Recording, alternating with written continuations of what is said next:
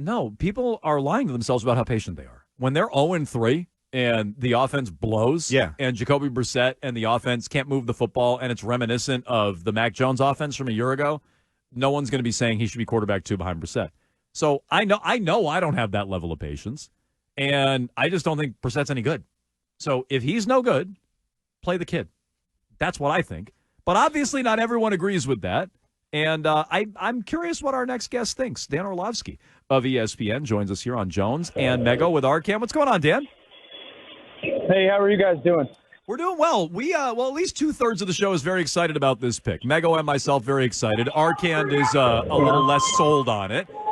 I'm curious, Dan, how you feel about Drake May at 3 to the Patriots. Your feel on it?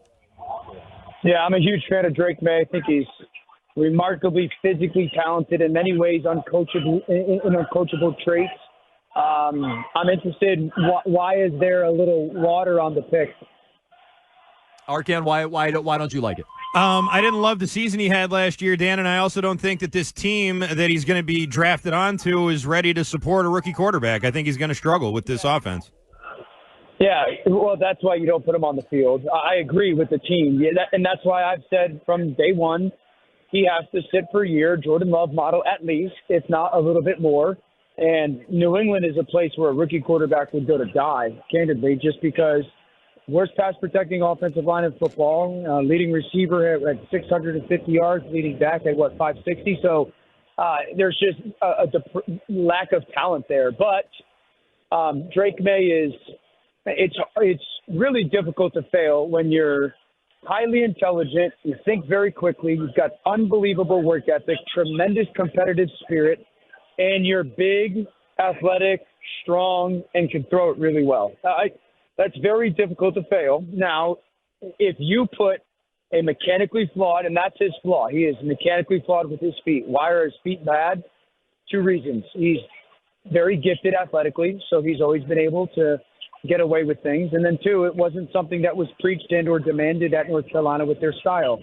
And so if you put a mechanically flawed quarterback behind a bad team without giving them the opportunity to fix that, that's when you set them up for you're going to be a bust. And so I like the situation because they're not ready to win. And Jacoby's good enough to be a starting quarterback and I guess give them chances. But I remain adamant that I wouldn't play him in meaningful games. So, Dan, at a very basic level, why can't you develop a quarterback who's flawed in their mechanics, as you said, Drake May is, on game day? Like in real time in the league, we saw some of the development in front of our faces with Josh Allen years ago, and look who he is now. Why is that something that needs to be developed behind the scenes in practice and sit for a year rather than on the field? Yeah, so on the field, when you're in games, you always will revert to habits. In crunch time, you revert to habits. And especially in competitive moments, you figure out whatever it takes to win in many ways. And that's the main focus in the NFL on a week-to-week basis when you're playing. When you do that, you're not able to break those bad habits. Those bad habits are only reinforced on a consistent basis, and sometimes it might lead to situational success, but it's not going to be long-term. And having the burden of, because the NFL is just about winning. Every week, you got to win. Having the burden of, as a quarterback, I got to do whatever it takes to win, and that's all you focus on with the inability to fix the flaw and that be your focus is a problem. Also, when you're the starting quarterback or you're the guy that you know is going to be going out there every single week, your Monday and Tuesdays is about rehashing what happened in the game, and then your Wednesdays is about game planning and installing and repping the plays where it's not about individual progress and it's not about working on some of the things that maybe you'd be able to work on if you didn't have to make sure you got all those 7-on-7 reps or whatnot, or you couldn't focus on that. So that's one of the things I say about young quarterbacks all the time is we ask them to develop without giving them the runway to do so. And it's easier to do it in practice and off seasons than in the game because of the burden of winning. Dan, out of all the quarterbacks who were drafted in the first round, who do you think was the best match for the team that they got drafted to? And if it's not May, where would you put May in the top 6? J.J. McCarthy by far. I mean, J.J. McCarthy, any quarterback to Minnesota, really, I would have been very confident in. J.J.'s a very good play-action passing quarterback and rhythm with his feet. And I would say to you that, that's the foundation and backbone of what Minnesota's offense is. So that's one. I do think, two, just being honest, Michael Penix, he's got a very similar play style to Kirk Cousins as far as the pace of a football and the accuracy downfield, his subtle pocket movement. I would say third is Caleb to Chicago, mainly just because Chicago's situation is so good and they've built a top 6, top 7 skill group. I would probably put Drake at 4 if, and I put the asterisk of if he sits and they're patient with him. I would put 5 at, who am I forgetting? Daniels? Daniels. Jaden. I would probably put Drake and Jaden probably evenly at 4. And then 6, I would put Bo Nix just because Denver is a team he's probably going to have to play. But also... Sounds like the crowd doesn't like that take, Dan. No, I'm not on yet. But they don't have a ton of talent. Where are you right now, Dan? A farm? Where are you? I'm at the NFL draft. Oh, you're at the draft. That's what I'm hearing. I feel like I hear barn animals in the background, cats and chickens and things. No, that is the crowd that is outside the set. I see. Okay, so he's there with the crowd. I had to do Sports Center in about 30 minutes. Yep. Got it. Okay, I could have sworn it was a farm. Okay, so when it comes to these situations, you just mentioned Michael Penix. What do you make of that whole thing going on in Atlanta? You like the match, but what do you make of that? Yeah, when it happened, I was perplexed, obviously, and then thought about it and had some conversations, and I get it, and I like it. They had Michael Penix as the number 2 quarterback on their board, top 3 player. Their owner wanted a long-term plan.